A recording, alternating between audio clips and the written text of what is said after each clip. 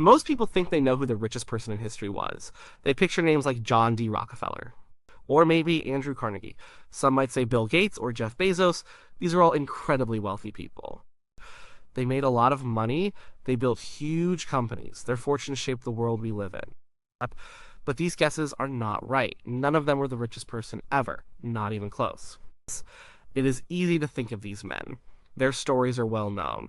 We read about their vast fortunes. We see their names on buildings and foundations. Their wealth is a part of modern history. They lived in times when wealth could be measured. We have records of their money. We know what their companies were worth. We can see their bank accounts, so to speak. This makes them seem like the top contenders, but comparing wealth across history is tricky. It's not a simple thing to do. Money changes value over time. What was a fortune in one century might be small in another. And how do you compare someone who owned all the oil in a country to someone who owned all the gold? It is like comparing apples and oranges. Sometimes it is like comparing apples to entire orchards. Think about it. John D. Rockefeller made his money from oil. He controlled a huge part of the oil industry. Standard Oil was a giant. He had a lot of power because of this. He became incredibly rich. His wealth, adjusted for inflation, is often put at hundreds of billions of dollars. That is a lot of money. It is more money than almost anyone alive today has. Then there is Andrew Carnegie. He built the steel industry. He was a master of efficiency. His steel empire made him one of the wealthiest men of his time. He was known for giving away a lot of his money later in life, but he still accumulated a massive fortune first. His wealth, too, would be in the hundreds of billions today. Even modern billionaires like Bill Gates and Jeff Bezos are often mentioned. They built tech empires. Microsoft and Amazon changed how we live. Their personal wealth is enormous. It grows every day. Their net worth often fluctuates, but they are consistently at the top of the rich lists. People see their names in the news all the time. It is easy to assume one of them holds the record. But these comparisons often miss a big point. They miss the context of time. They miss how societies worked. They miss how wealth was created and held in different eras. Modern wealth is often liquid. It is in stocks, bonds, and cash. Ancient wealth was often in land, resources, and control over people. These things are harder to put a price tag on. And what about kings and emperors? They often controlled entire nations. They owned everything in those nations. How do you value that? They did not have bank accounts in the way we do. Their wealth was the state's wealth.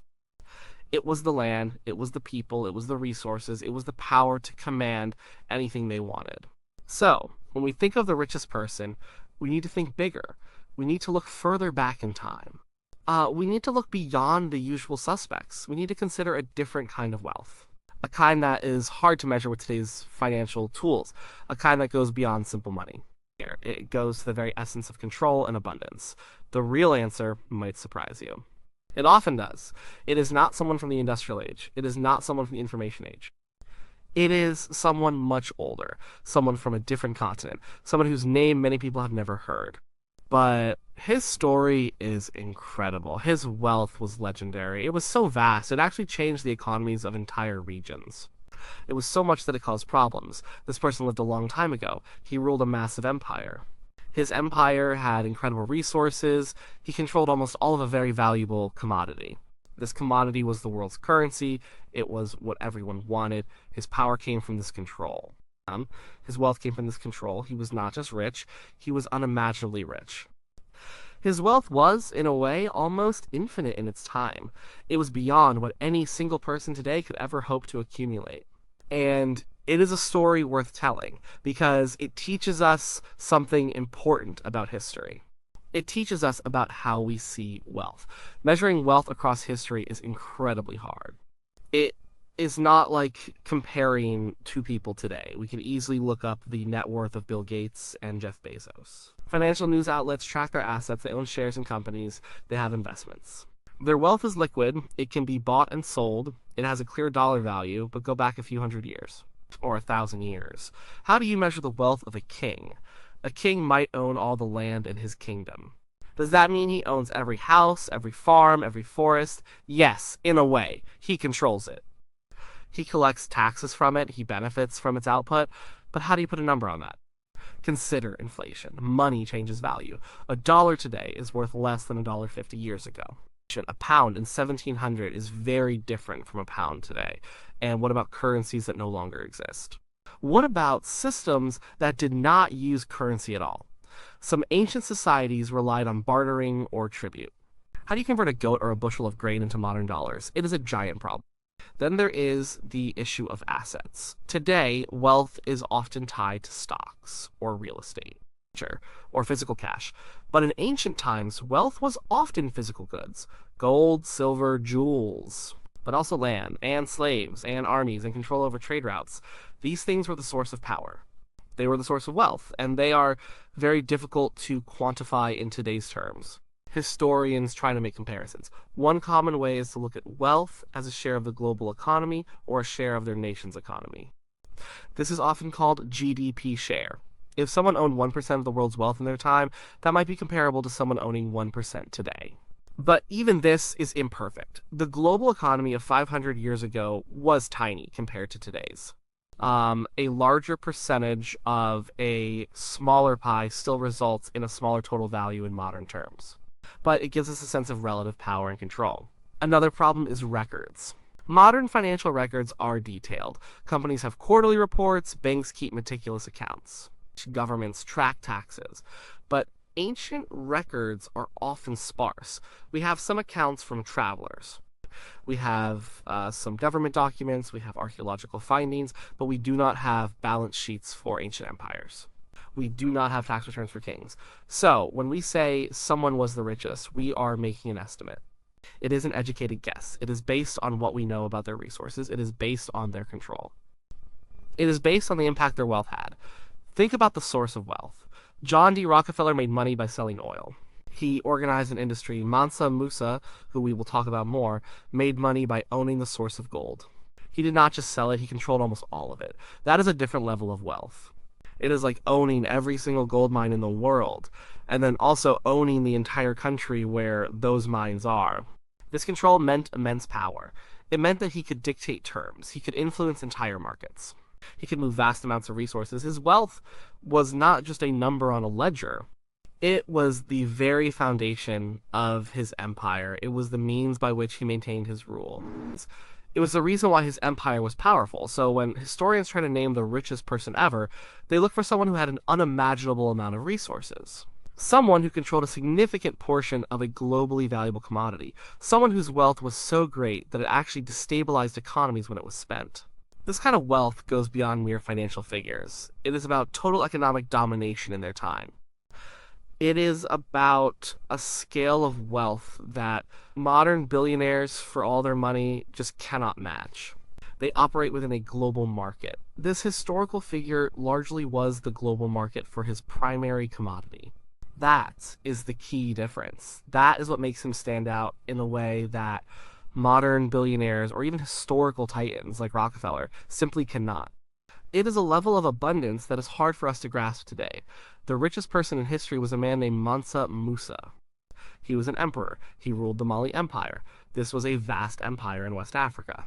He lived in the 14th century. To be exact, he ruled from about 1312 to 1337. His name, Mansa, means sultan, conqueror, or emperor. He was the 10th Mansa of the Mali Empire. His empire was huge. It stretched across a massive part of West Africa. It covered what is now Mauritania, Senegal, Gambia, Guinea, Burkina Faso, Mali, Niger, Nigeria, and Chad. Imagine controlling all that land. It was a diverse place. It had many different cultures and peoples. But the real source of his incredible wealth was one thing: gold. The Mali Empire controlled almost all of the world's supply of gold at that time. There were rich gold mines in his territory, places like Wangara and Bambouk. These mines produced vast amounts of gold. And Mansa Musa owned them all. He controlled them directly. Think about that for a second. In the 14th century, gold was everything. It was the main form of currency. It was a sign of wealth and power. Europe needed gold, the Middle East needed gold, and Mansa Musa had it. He had more of it than anyone else. He decided how much gold was traded. He controlled the prices. His empire also controlled major trade routes. These routes crossed the Sahara Desert. They were known as the Trans-Saharan trade routes. Caravans of camels traveled these routes. They carried goods from North Africa to West Africa. And they carried gold from West Africa to North Africa and beyond. Mansa Musa taxed all this trade. So, he got rich from the gold production, and he got rich from the trade that carried the gold. The amount of gold he possessed was truly mind-boggling. Historians estimate that the Mali Empire might have been responsible for half of the old world's gold supply. That is a lot of gold, and Mansa Musa was the personal owner and controller of this resource. It was not just state wealth, it was his wealth. His wealth was not just in gold, though. He also controlled salt mines. Salt was another incredibly valuable commodity at the time. It was used to preserve food. It was used in cooking. It was even used as currency in some places. The Mali Empire had huge salt mines, especially in Tagaza, and Mansa Musa controlled those too. So he had a dual monopoly.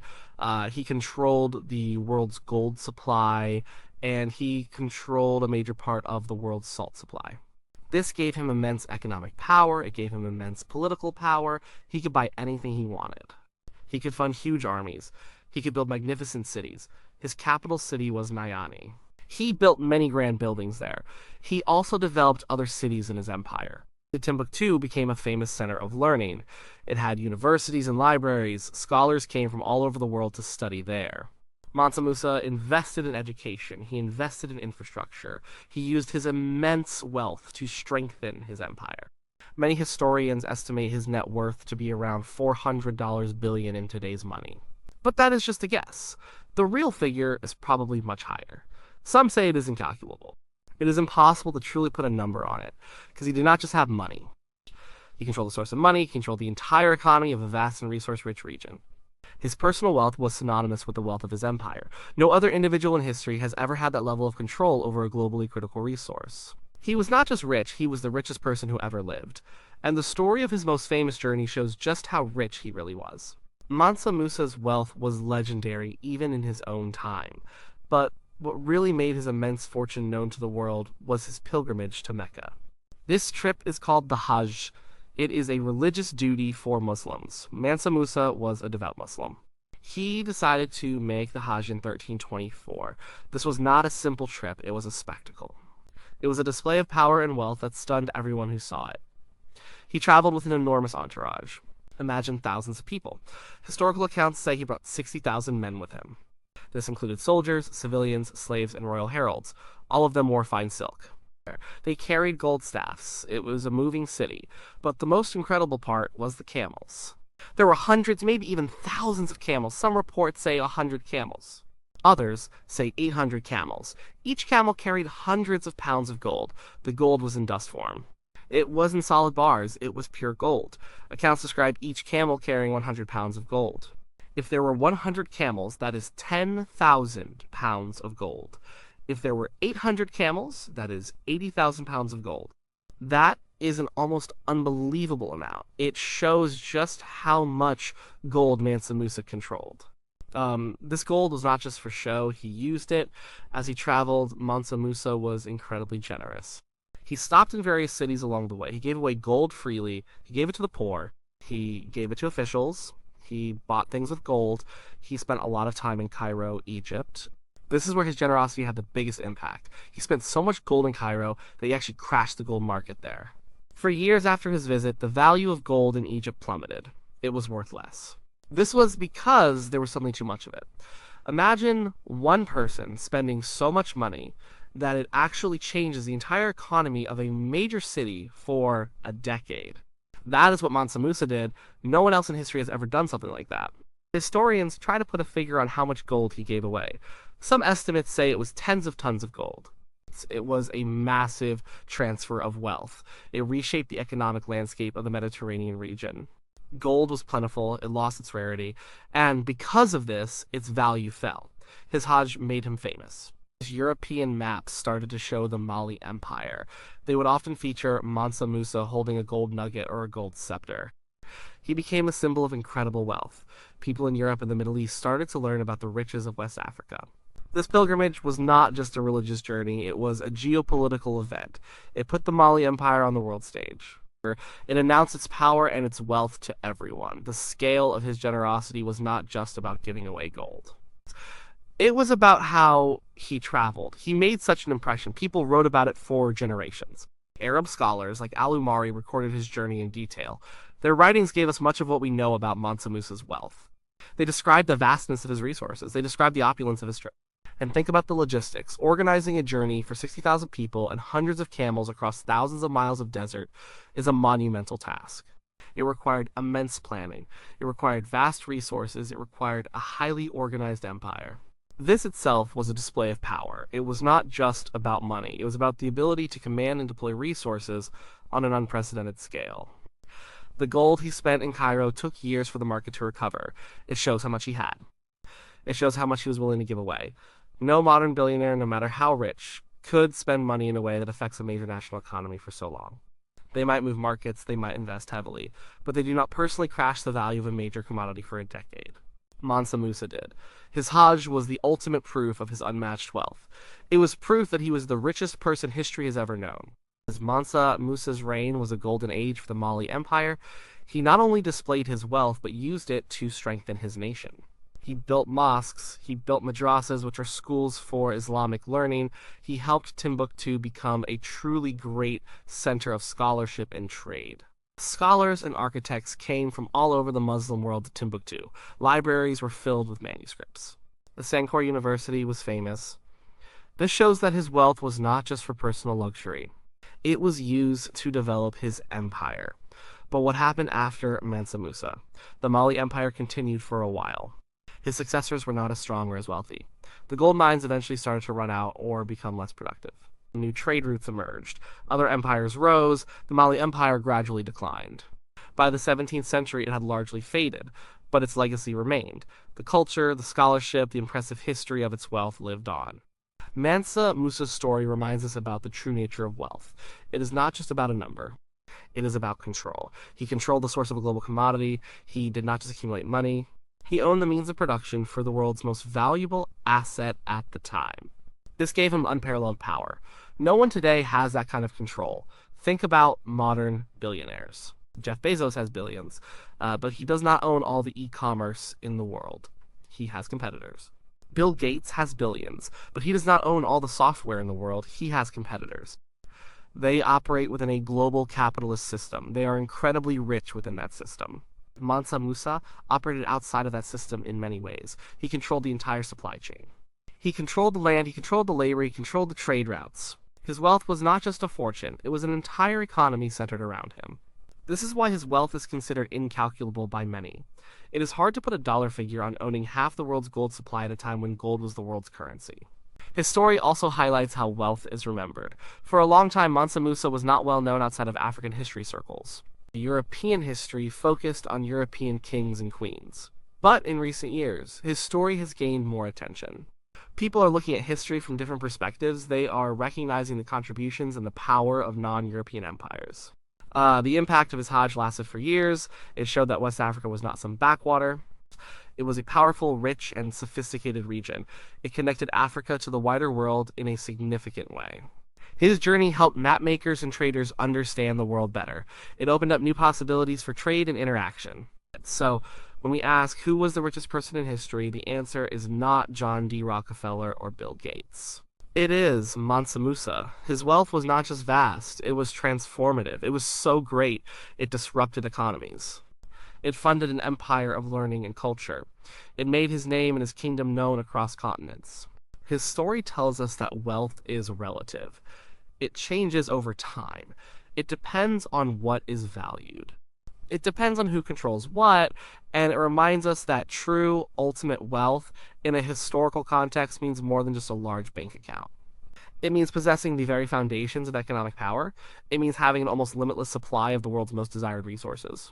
Mansa Musa had that. He was, without a doubt, the richest person to have ever walked the earth.